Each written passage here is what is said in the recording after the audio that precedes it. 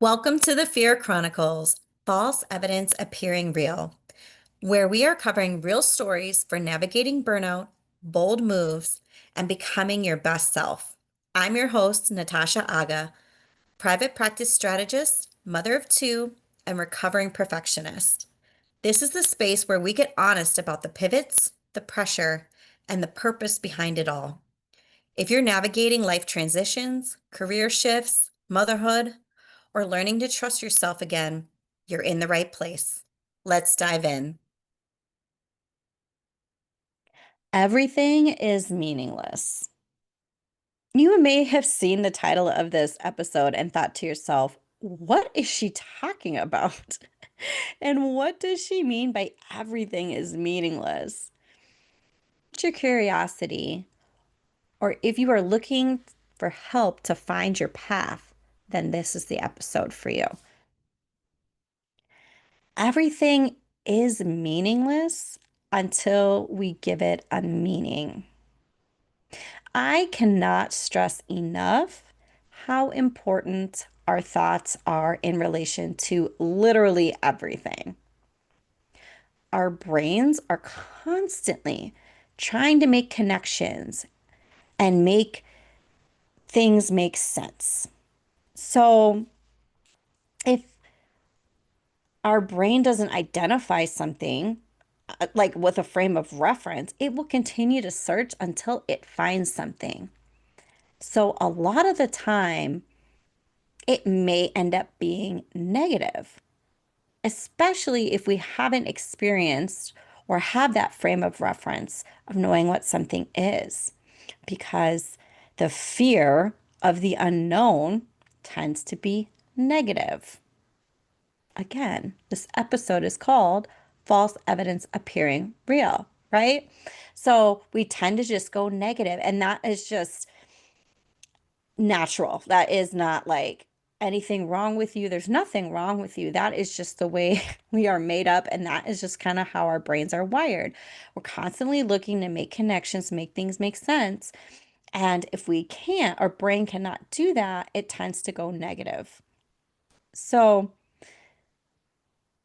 we typically don't get excited when we don't know what something is. We'll go into skeptic mode, or what's the catch, or what's really going on here? And it's not that we can't take something at face value, but it's got a tinge of negativity already in the works. Don't like where you are now? Let's reverse engineer that, shall we? I will share with you a great concept that really helps me, which is thermometer versus the thermostat.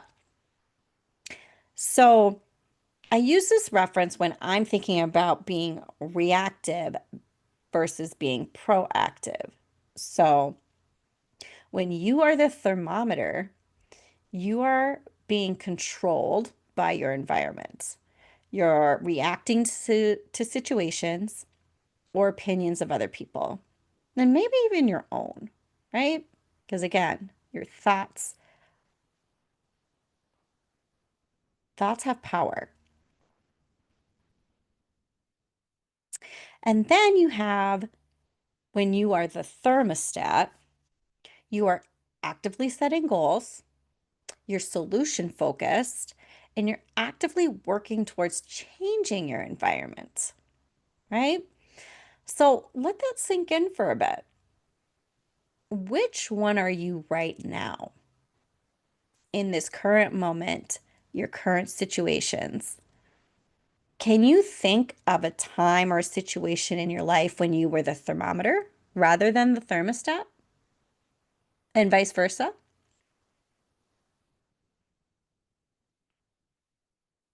Here's another visual for you. So think of your life as a live TV show with an audience, and you're the main character of that show. So I like to think of, because the first show when I think of something, a reference like that, is Friends. And I think almost anybody on the planet, no matter how old or young, can know what that show is, right? So that's what I think of because you can hear the people laughing and cheering in the background, right? But think of it like that. So think of your life as a live TV show. And it could be a movie TV show, but that's what comes to my mind when I think about that. Now I want you to think of there's that audience, and you can hear that audience. What would that audience tell you to do? So, for instance, would they be cheering you on to do that big scary thing that you're hesitating to do?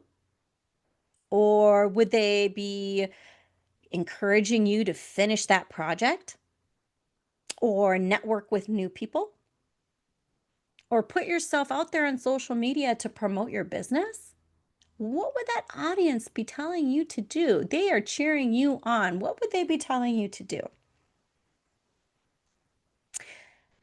The idea is you are the main character of your life. That show that we're talking about, that movie we're talking about, that is titled Your Life, starring who?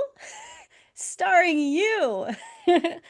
So, because it's your life, that makes you the creator, the producer, the director, and the writer of this show, movie called Your Life, right? Starring you. So you have the ability to bring it to life. So those dreams you have, that vision that you have of that life that you want to live, that is, again, your show called Your Life and starring you. And you've got this live audience telling you to do what? That's for you to know.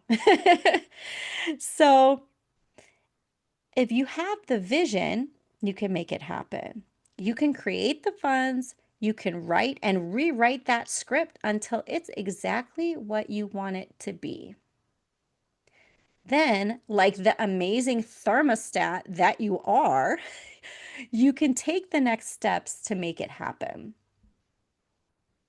So you don't need to seek outside validation to live the life that you want. When you shift inside, your whole world aligns. And that's where my align framework comes into play. The align method is a step-by-step approach to help women in healthcare move from survival mode to sustainable, burnout-free growth. And that line stands for awareness, liberation, introspection, guided action, and new identity. And this is just a glimpse of what we work on inside my course, All Starts With You. I will link it in the show notes for you to check out, along with all the other courses, workshops, free resources I have available. Again, there's free education, free trainings on my YouTube channel, and so much more on my website. Thanks for joining me on the F.E.A.R Chronicles. If this episode resonated with you, I'd love for you to like, comment, or share with someone who needs it. Want more support? Check out the links below for free resources, workshops, and how to work with me. Remember, bold moves start with small shifts. You've got this, and I've got you.